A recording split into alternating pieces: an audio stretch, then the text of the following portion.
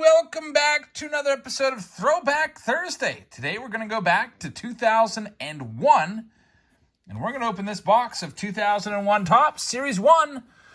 This is a $75 box, at least that's what I paid for it at Gator JJ3's card store, the new card store in the mall. Back in 2001, it was a $29 box. There's 32 packs in here.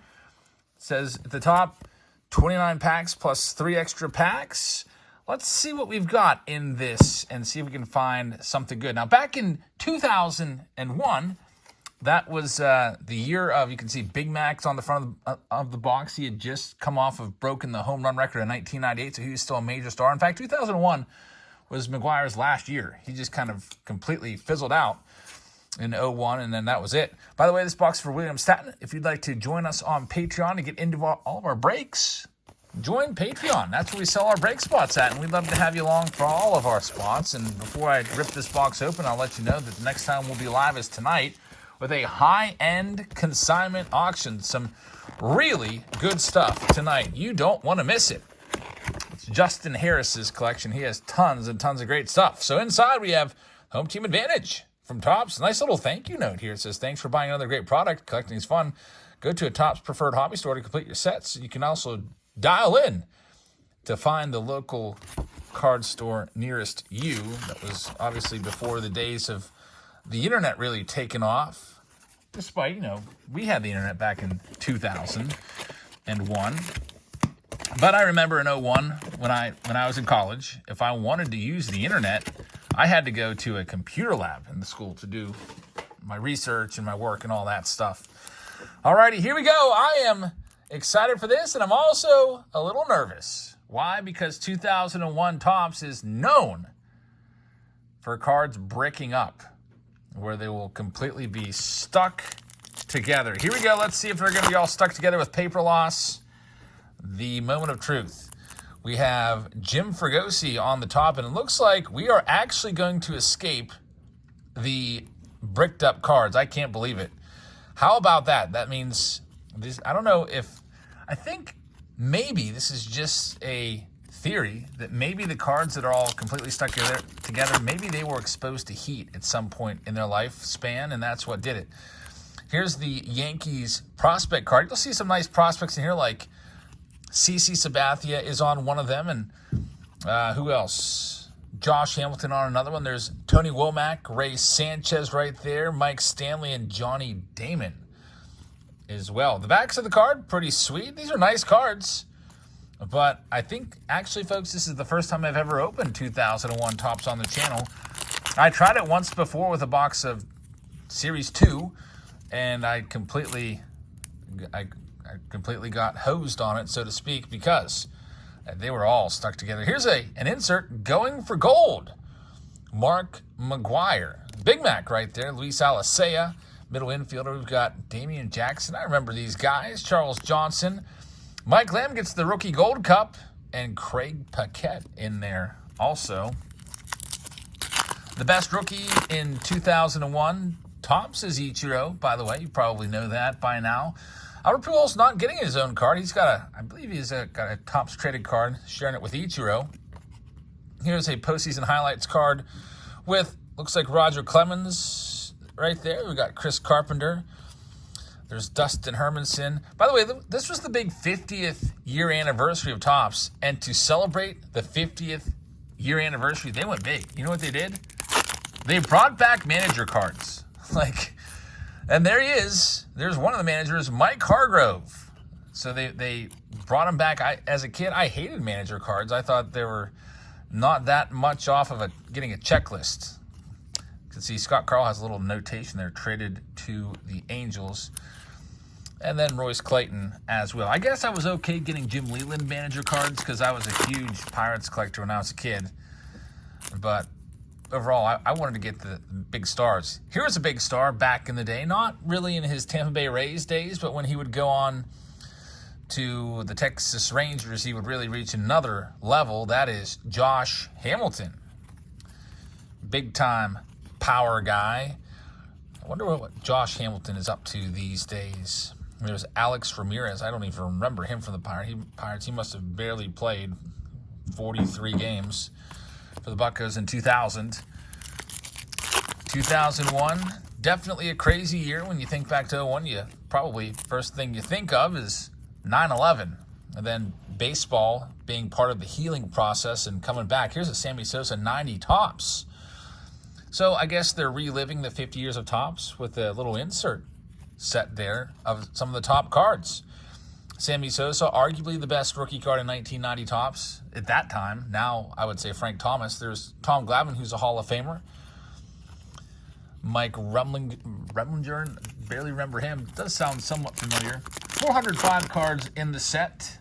You can see 99 cents Topps originals.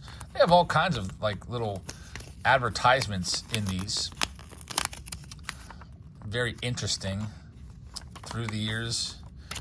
And it's, I don't know. They don't need to really do that anymore. They can just put that stuff online. There's Larry Rothschild. New York Mets. Some postseason highlights in Series 1. Oftentimes with Topps releases, you don't see the postseason highlights in Series 1, I guess. Do you? Maybe you do. I remember back when I was a kid, the newest release would always come out before Christmas. There was Ben Sheets. He had a nice career. It was always nice checking the stocking and seeing packs. I remember getting like packs of 1990 Topps. In Christmas of '89, there's Ivan Rodriguez, Pat the Bat Burrell with the gold cup. Get a little bit of paper loss on this Brian Hunter. Not a ton, but a little bit. So far, it's been pretty good. Got a meeting with one of my case guys today. I'm going to give him a check for 2024 Bowman, which is coming out, I think it's May 17th. And I don't think it's been confirmed anywhere, but he let me know that Dylan Cruz is going to be in Bowman. That's just word of mouth because he knows a guy that knows Dylan Cruz, and Dylan Cruz is signed with Fanatics now. So that's good news. It's not official, but Dylan Cruz would be the biggest name in that product by far, I would imagine. Number 2 overall pick. Traditionally, the Topps company, Fanatics, always holds back the number 2 overall pick and doesn't put them in Bowman draft. It saves them for the following release of Bowman. There's a tradition continues card of A-Rod. Got Brian Hunter, Michael Tucker in there, former speedster. Todd Helton, who's a Hall of Famer, and Joe Randa, former Pirates third baseman. But anyway, in this big consignment, there's 2 giant boxes and 1 smaller box, and there's binders in there. There's just a whole bunch of stuff. I haven't gone through it yet, but I'm expecting lots of autos, maybe some slabs. Justin Harris has just a fantastic collection. There's Will Clark. Cards sweep the Braves in the postseason there. Now, 2001, there's Joe Nathan. Of course, this was just kind of, this set was commemorating the postseason achievements of the 2000 season, but 2001 was the year of bombs. There's Warren Morris and Matt Clement, who is from this area. I don't know if it says it on there. McCandless Township. He is I think he's been a basketball coach up in, is it Butler? Some of you folks live around here would know that. I think he's a high school basketball coach now. Imagine how cool that would be if your coach was a former big leaguer. Andres Galarraga. There's Carlos Delgado, who should be in the Hall of Fame. I don't know if he has a path to ever get back in. I don't know if he's even able to sit in front of a Veterans Committee or have his name considered since he fell off the ballot the very first year. There's a Hall of Famer. Craig Biggio, part of the Killer Bees. Biggio, Bagwell, Berkman. I hated those guys. They used to terrorize the Pirates pitching. Speaking of Pirates, playing today. Currently filming this. Their game is going on right now down in Washington. It's been a nice first week to the season. Saw Showtime hit his first home run of the year yesterday. He got that one checked off. There's mound marksman Bob Gibson and Pedro Martinez side by side. Kind of an interesting card. Those were 2 of the best pitchers of their eras. Nice insert. There's Canseco in his Yankees days. Jose Canseco, still as jacked as ever. We met him down at the Houston TriStar show. That was pretty cool. I think the next card show, by the way, that we're going to is going to be at the West Willamette Mall here, April 20th, I think, 20th, 21st. This pack does not want to open up. I don't think there's any big card shows coming up until the Pittsburgh 500. 500 tables, one of the biggest card shows ever in this whole area, maybe the biggest card show ever in the area, May 4th and 5th at the Washington Crown Center. It's I don't even know if we'll be able to get through there in one day. There's Jim Thome, Hall of Famer. I used to really like Jim Thome. He used to always mimic his batting stance. Set up, I would do it right-handed though. Set up with the bat pointed out at the pitcher. We've got really nobody of note on this prospect card. There's the back of it. Another insert. These inserts are coming maybe like every other pack. I think this is a base card. Randy Johnson, look at that strikeout total, 342. That is just a regular base card, number 399. 342 strikeouts is crazy. I think Randy Johnson struck out over 250 batters like 12 times in his career, or something like that. One of the all-time greats. He actually struck out the most ever batters by a lefty. That's, I don't know. Maybe nobody ever gets that high again. There's a gold nugget. Barry Bonds. He would go off in 2001. I saw a trivia question the other day. How many seasons did Barry Bonds hit more than 50 home runs in? Great trivia question. 1, 2, 3, 4, or 5? Do you know the answer? Just one. 2001 was it. I used to like this card a lot. Greg Maddux. Pretty cool card. They really make the card look exactly the same. 1996 Topps. It's almost identical except for that little stamp. I guess they busted out the printing plates again on these. Vladimir Guerrero Sr., Hall of Famer, and Bartolo Colon, who will get some support for the Hall of Fame from some writers. I don't think he's a Hall of Famer, but he'll probably be one of these guys that can muster up at least 5% and stay on the ballot for a few years. His eligibility hasn't started yet. You got to be retired for 5 years. There's Roy Halladay. Sad story about Roy Halladay. Probably know unless you've been away from the game for a while, but he was elected to the Hall of Fame after passing away in a aviation accident, leaving behind his wife and a couple young kids. There's Joe Carter. That was an iconic moment. 1993 walk-off World Series game-winning home run. There's Jason Kendall. I used to like him a lot as a kid. Eddie Tomlinson. Jason Kendall's a guy that maybe should have gotten a little bit of consideration for the Hall of Fame. I think he may have fallen off the ballot pretty quick, but his wins above replacement is kind of comparable to some other Hall of Famers. He played a long time. Luis Castillo. Whenever I think of Luis Castillo, besides being a good base stealer, I think of him missing that pop fly. There's Ricky. Ricky Henderson played for so many teams. Did you even remember that he played for the Mariners? I didn't. He played for a lot. He bounced around quite a bit later on in his career. But I think his main team, Oakland A's. I'll remember him as an Oakland A's. Some of you will probably remember him more as a Yankee. Matt Wheatland and Brian Rigby. Don't remember either of them. Jose Cruz Jr. was a big prospect. What year was he a big prospect? Like 97, I think. Big name. There's Chipper Jones, a Hall of Famer for William. We'll see what else we've got in this box here of 01 Topps. So far, nothing too crazy, but definitely fun to look through. There's Mike Williams, probably the worst All-Star ever. He was an All-Star with like a 6-something earned run average. It was embarrassing to have that stat put on the screen. There's Fernando Tatis Sr., of course known for being Fernando Tatis Jr.'s dad and also having 8 RBIs, 2 grand slams in 1 inning. Gil Mesh, remember him? He got a pretty nice contract, and he actually walked away from it because he started to just be completely ineffective, and he retired and left a bunch of money on the table. Davey Lopes. We've got Hall of Famer Todd Helton right there. Raul Ibanez, great player. Edgardo Alfonso. There's Manny Ramirez. I wonder what he's up to. I'm surprised Manny's not more in the spotlight. He seemed to love the spotlight. He loved the cameras on him, the whole Manny being Manny shtick. Some of you probably hated that.